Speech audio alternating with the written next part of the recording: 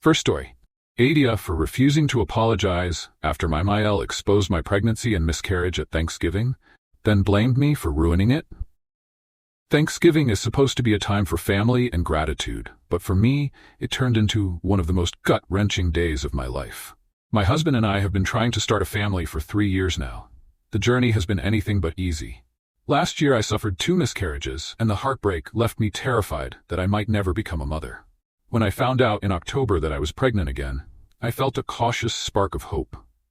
My husband and I decided to keep it a secret until I made it to the 2nd trimester, just to protect ourselves from the agony of sharing bad news if something went wrong again. But life has a way of derailing even the best-laid plans.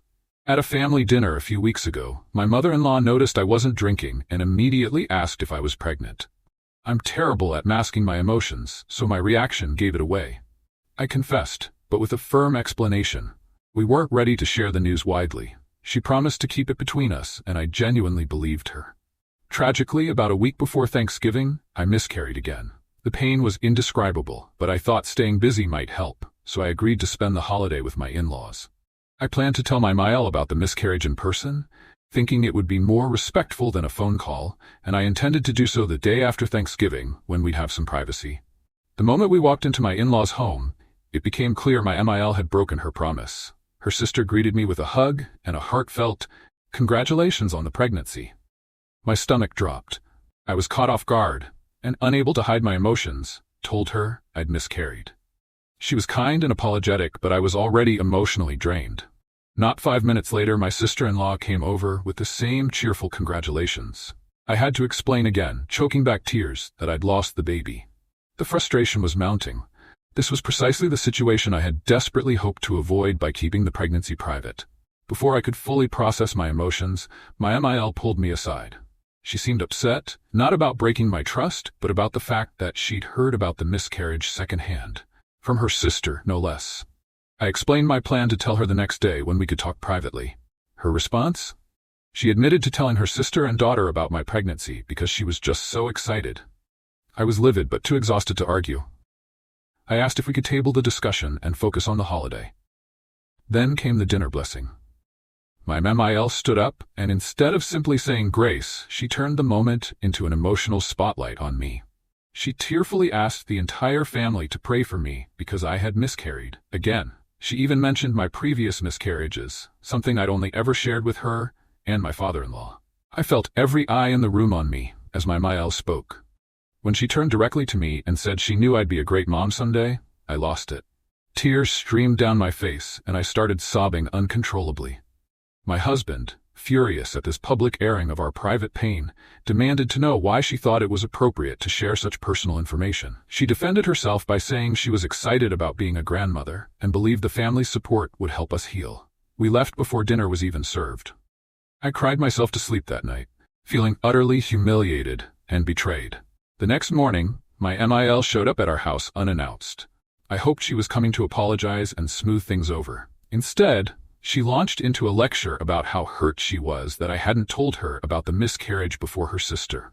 She accused me of ruining Thanksgiving by being so emotional and suggested that if I couldn't handle the day, I should have stayed home. I was floored. I reminded her that all of this could have been avoided if she'd kept the pregnancy private as she'd promised. I told her that both my husband and I were owed an apology. Her response? She said she'd forgive me for lashing out because of my trauma, but felt I owed her an apology for making a scene at dinner. That was the last straw. I told her I didn't owe her anything and stood my ground. She left in tears, claiming I was taking out my pain on her. My husband has been incredibly supportive through all of this. He canceled our Christmas plans with his family, saying he didn't want me to endure another ordeal like Thanksgiving. While I stand by my decision not to apologize, part of me feels conflicted. I know the situation has been hard on my MIL too, and maybe she didn't handle it well because she was overwhelmed. But at the same time, I feel like my trust was broken, my grief was exploited, and my boundaries were completely disregarded. Am I wrong for refusing to apologize, or for the way I handled everything? Maybe there were things I could have done differently, but all I wanted was a little privacy and compassion during one of the most painful times of my life. Instead, I got anything but that. Second story. My mom humiliated me on my wedding day after years of favoritism towards my sister. Her shocking comments left me heartbroken, and I'm now in therapy to heal. Growing up, my relationship with my mom was never what you'd call warm or close. I have a twin sister, and from a young age it was obvious who my parents gravitated toward. My mom had an undeniable preference for my sister, while my dad and I shared a special bond. It was an unspoken dynamic in the family, one I tried not to dwell on too much, until life threw us all into turmoil. In late 2022, my dad was diagnosed with a sudden illness. Just 2 months later, he passed away. Those 2 months were a whirlwind of hospital visits, hope, heartbreak, and ultimately grief. My dad had always been my rock, and losing him shattered me. My boyfriend, now husband, had been by my side throughout it all. We'd been discussing getting engaged even before my dad's diagnosis, but his illness gave us a sense of urgency. We wanted him to be a part of this milestone. The engagement ring we picked out together arrived just a week before my dad passed. While we didn't get the chance to celebrate with him, I like to think he knew how important it was to us. After his death, planning a wedding seemed both a welcome distraction and an overwhelming task. We decided on a September 2024 wedding, giving ourselves time to grieve and plan. In the early stages, my mom seemed genuinely excited. She came to dress fittings, asked about colors and themes, and seemed engaged in the process. I thought, perhaps, that my wedding could be a way to rebuild the fragile connection between us. But as the months went on, her enthusiasm evaporated. At first, I chalked it up to grief. Everyone processes loss differently, after all. However, her demeanor toward me shifted noticeably. Phone calls became shorter, her tone curt, and any attempts to involve her in wedding plans were met with indifference. I invited her to my final dress fitting, hoping to rekindle her interest. The only comment she made that day? "Wow, that's a lot of boob." It wasn't. Still, I tried to involve her. I asked if she could stay at my house on the morning of the wedding to help with our dogs, and she agreed. But a week before the wedding, she backed out, saying her sister was flying in and she needed to be closer to the airport. She also mentioned she wouldn't stay for the entire wedding. Her detachment hurt, but by this point, it wasn't surprising. When the big day arrived, I tried to focus on the joy of marrying the love of my life. The ceremony was beautiful. My husband and I laughed, cried, and exchanged vows surrounded by friends and family. For a brief moment, I allowed myself to believe the day would be perfect. Then came the aftermath.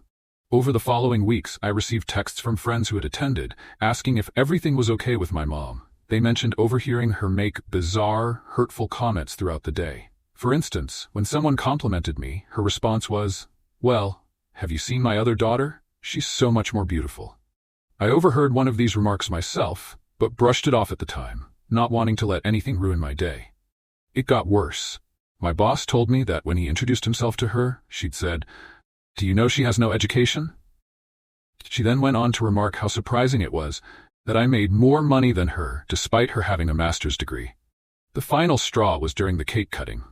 While my husband and I were taking photos, my mom turned to one of my friends and said, "Ha, do you think I have to stay for this?" Hearing these stories broke me. This was supposed to be one of the happiest days of my life, and my mom had spent it undermining and humiliating me.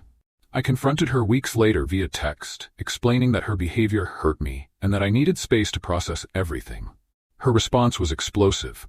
She accused my friends of lying, insisted I shouldn't trust anyone but her, and claimed I was a horrible daughter for abandoning her. She even dragged my dad into it, saying he'd be disappointed in me, and that I was making him sad from beyond the grave. She ended the tirade with a gut punch. "I don't want to live in this world anymore, thanks to you." The guilt and confusion she left me with were unbearable. I started therapy, desperate to understand why she resented me so much. My therapist suggested that her bitterness might stem from how close I was to my dad. Maybe in her grief she projected her feelings onto me. But even if that were true, it didn't justify the cruelty she displayed on my wedding day, or in the weeks that followed. I feel like I've lost both parents in such a short span of time, my dad physically and my mom emotionally. While I know distancing myself is necessary for my mental health, a part of me still aches for the mother-daughter relationship I'll never have. Third story. My late mom helped me buy my wedding dress. Now my entitled brother's fiancée demands it for herself, and the family is turning against me. All right, let me take you back to when this all started. And trust me, this is one roller coaster of a story. 3 years ago, I had the most magical day of my life. I married my husband, the love of my life. It was perfect. Not because it was extravagant, but because it was filled with love and meaning. My wedding dress wasn't a designer piece or anything outrageous, but it was stunning to me. The real beauty of it? My mom. She worked extra shifts to help me buy that dress, pouring her love and effort into making my day unforgettable. It's now even more precious because she passed away last year. That dress isn't just fabric and lace, it's a part of her. The last tangible connection I have to the woman who shaped me. Fast forward to now. My younger brother Ryan is set to marry his fiancée, Amber, next month. Amber and I? Let's just say we've never been close. Not because of any animosity, but because she's bold. Amber is the type of person who goes after what she wants without hesitation or consideration. I've always kept a polite distance, letting her be herself, while quietly acknowledging that her confidence sometimes borders on entitlement. Out of the blue, Amber called me a few weeks ago. The conversation started off pleasant enough, but then she dropped a bombshell. She wanted to borrow my wedding dress for her big day. I froze. Borrow my dress? The one my mom sacrificed so much to give me? The one that holds immeasurable sentimental value? I didn't know what to say at first, but I eventually explained gently why that dress was so special to me. I even told her it wouldn't fit. We're completely different body types. To soften the rejection, I offered to help her find her own dress or even lend her some money if needed. But Amber? She wasn't having it. She called me selfish and hung up on me. I thought that was the end of it, but oh, how wrong I was. The very next day, Ryan called me, furious. Apparently, Amber had already told people she was wearing my dress and had even posted pictures of it on Facebook. To this day, I have no idea how she got those photos. Ryan accused me of being petty and said I was ruining Amber's wedding. He kept throwing around phrases like, family should help each other out, as if me not handing over a deeply personal item was some kind of betrayal. But wait, it gets worse. While I was at work a few days later, Amber showed up at my house. My husband was home at the time, and she tried to convince him to let her just try it on. Luckily, he's on my side and knew the whole story, so he firmly told her to leave. That didn't stop her from throwing a fit, though. She apparently tried to guilt-trip him, saying I was being unreasonable and that he should step in to mediate. When he refused, she stormed out, and Ryan called me later that night, accusing both of us of ganging up on Amber. At this point, I felt like I was living in some kind of soap opera. But it didn't end there. Amber's mom decided to chime in. She called me, acting like she was delivering some kind of moral lesson, telling me to do the right thing and let Amber have the dress. Her tone was so condescending, as if I was some stubborn child refusing to share a toy. I've spent the last few weeks caught in this whirlwind of drama, feeling like the bad guy for simply protecting something that means so much to me. I get that weddings are stressful, but this feels so beyond reasonable. I've tried to compromise, tried to explain, but it seems like nothing I say matters to them. Amber wants my dress, and in her mind, that's all that counts. I'm exhausted. I keep questioning myself. Am I being unreasonable? Am I selfish for saying no? Should I just give in for the sake of keeping the peace? Or am I justified in standing my ground? Honestly, I don't even know anymore. But one thing is for sure. This wedding can't come soon enough, because I just want this nightmare to end.